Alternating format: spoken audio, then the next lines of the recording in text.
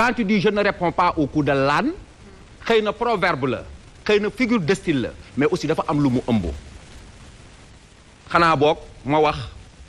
la Gelawaar doon wax ca théâtre Ousmane Sembène ba suñu askan wi lan moo ko dal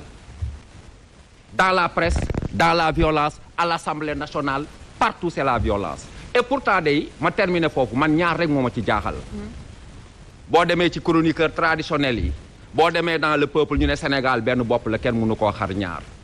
il faut bien que Moustapha Diakhaté ñu xoolaat wax boobu ndax ñun benn bopp lañ kenn xaru ko ñaar loolu c'est très important beneen bi ci nekk mooy il faut que ñu xam ni li waa ji doon wax rek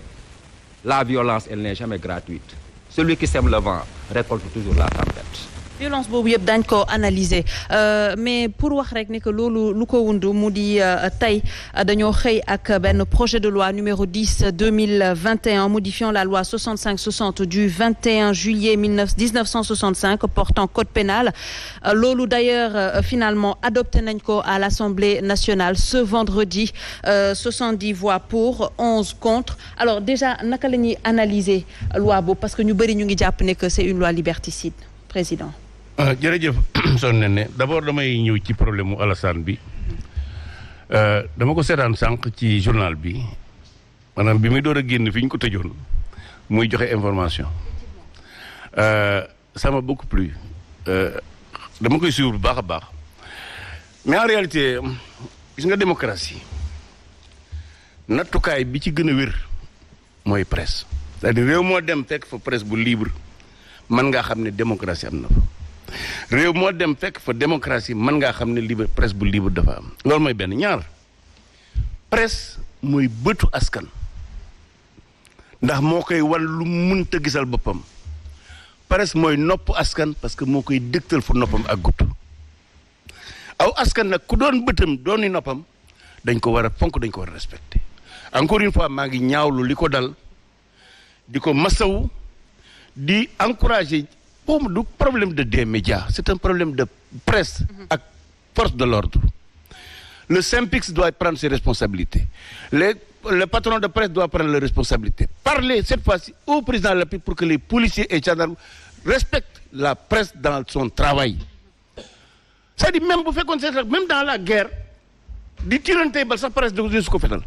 à plus forte raison nag quand même di ko fitnaal kon encore une fois maa ngi masawu Balde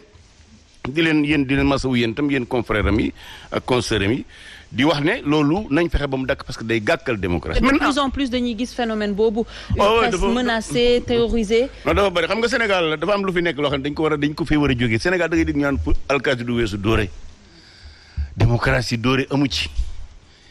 démocratie alkaati wër sa dóore bay bañ a weesu dóore loolu dañ ko war a teg fi suuf alors maintenant pour loi tey bi wax dëgg yàlla man de bi ma liiree loi bi déglu ñiy wax damaa jàpp ne wax dëgg yàlla damaa mel ni ku nekku Sénégal. ah bon. gis nga ne loi bi ñuy soow 2007 la ñëw assemblée nationale. effectivement.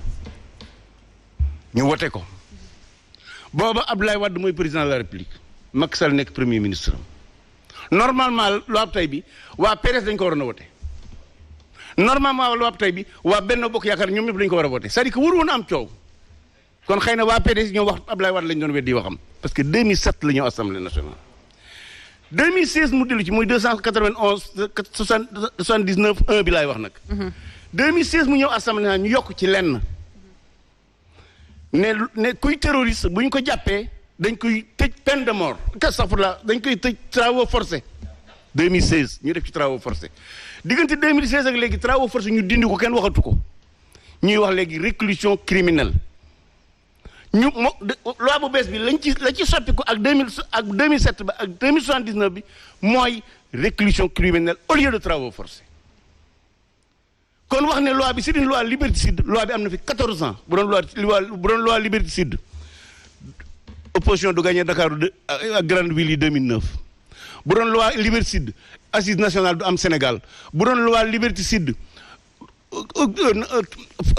kii alternance du am 2000. mais ban pertinence la am ñu ramener ko tey sur la table déjà par rapport ak événement yi fi xewoon. parce que li ci yokk mooy yi fi jotoon. mois de mars dernier xam nga bu 2009 bi 2007 bi dañ ko faa indiwaat 2016 kon lan mooy pertinence suñu indi woon ko foofu parce que précis bi ñu définir terrorisme dañoo préciser peine yi ñu teg ci ku nekk terroriste muy travaux forcés léegi kenn da ko waxatul. léegi li réclusion criminelle la ñu wax kon la taxawoon ñu indiwaat ko 2016 pour dugal ci travaux forcés moo tax ñu indiwaat ko 2021 pour dugal ci réclusion criminelle et non travaux forcés kon encore une fois ay wax waru ci woon am ay wax waru ci woon am maintenant nag wax ci liñ ciy jàngat am na certes mauvaise foi de l'opposition mais li ma gës dëgg-dëgg mooy ñàkk kóolute ci diggante classe politique bi beneen bi ci des. mais honorable fan lañ mën a teg mauvaise foi de l'opposition également non dama ne non danaa ci ñëw xaaral ne sa xol dana seddu guy man fu may xam nga man nag mooy wax dëgg moom dëgg amu ci piite am diggante dëgg ak fen dëgg rek lay faral opposition bi li ma jaaxal lu tax ñu toog ba démb ñu commencé wax or la loi a été déposée à l'Assemblée nationale le 15 ñu distribué ko député yi jox leen ko le 16 lu tax boobaag léegi waxuñu le 18 commission kii nu mu tuddati comment il s'appelle la conférence des présidents def réunion opposition nekk fa non inscrit nekk fa ñu programmer la plénière le mardi 22 boo ko déggoo opposition wax ñu ñëw mardi 22 ñu def commission adopté loi bi en commission rapport commission boo ko dégloo déggoo ci benn objection boo xam ne opposition def nañ ko ci par rapport à cette loi à cet article 279.1 kon lu tax ñu toog ba démb ñu naan c'est une loi liberticide c'est pas une loi liberticide. D'accord. Le problème mooy li am nag mooy ce qui est manifeste mooy am na problème de ñàkk kóolute dans la classe politique sénégalaise te nag ñàkk kóolute googu. est-ce que c'est pas de bonne guerre ñàkk kóolute. non gis nga la bonne guerre sor nee mooy looy wax rek na nekk dëgg li ñu wax ci loi bi ne moo ci nekk du dëgg nekku ci ñoom xam nañ ne nekku ci parce que bu ci nekkoon 2007. ba mu nekkoon loi liberticide ba léegi kon li avancée démocratique yi Sénégal am kon duñ ko ci mën a am kon jooju wax loolu du waxu amul. alors maa ngi ñëw ci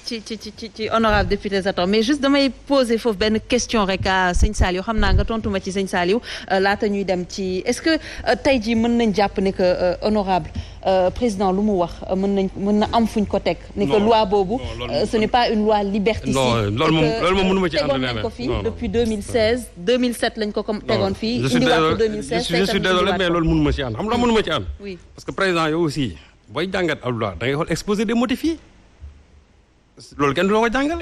exposé des motifs yi amoon en 2016 ak yu bi yoon bokkul c'est totalement différent bañ ne ko banaa la loi on a dit des innovations majeures kay loolu kay ay tubaab la leer na nañ mooy am na ay coppite yoo xam daf ci am. mais coppite yooyu est-ce que du blanchiment des capitaux bi ñuy wax ak on a financement du requalifié terrorisme on a requalifié li ñuy wax association de malfaiteurs. Il y a une requalification d'association de malfaiteurs loolu dañ ko redéfinir ça veut dire que léegi aujourd'hui pratiquement mën nañu wax ne ñëpp ñoo xam ne ils sont organisés rek pour def dara mën nañ leen sax qualifier de comment dirais-je de bande de malfaiteurs. kon l'opposition a raison d'avoir peur. mais effectivement le problème se trouve à ce niveau-là parce que aussi bu ñu bëggee tey déjà maa ngi dégg quelqu'un ko am Abdou Mbow boo waxee ñu ne je ne sais pas la piraterie maritime moom lañ ci yokk moom lañ ci yokk waaw su fekkee ne loi boo xam ne kay wax dëgg yàlla amul coppite kay kon lan moo waral tey ñu indiwaat ko voilà le problème amul benn coppite ba pare ñoom ñu indiwaat loi bi alors que boo xoolee exposé des motifs yu 2016 yi exposé des motifs yu 2000 kii c'est totalement différent et puis il y a des rajouts encore ci comment dirais-je l'article 238 am na rajout encore moo tax président yow tamit am na loo xam ne yow tu étais à l'Assemblée nationale en 2016 peut-être que fi ñu toll nii tu n'es plus à l'Assemblée nationale